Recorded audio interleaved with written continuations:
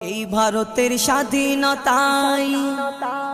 ভারতের স্বাধীনতায় কত হয়েছে সংগ্রাম, কত হয়েছে সংগ্রাম। তখন সবাই ছিল ভারতবাসী, ছিল না হিন্দু মুসলমান।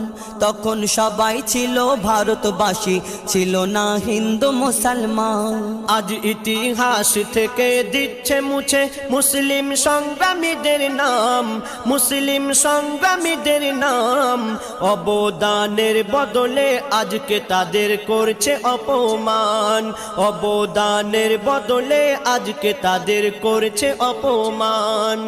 তখন না ছিল ওই বাংলাদেশ, না ছিল পাকিস্তান। আন্দোলন করেছিল মিলে হিন্দু মুসলমান। কত ধর্ম, কত জাতি, কত ভাষার এই দেশ, শুধু মুসলিমদের বলছে কেন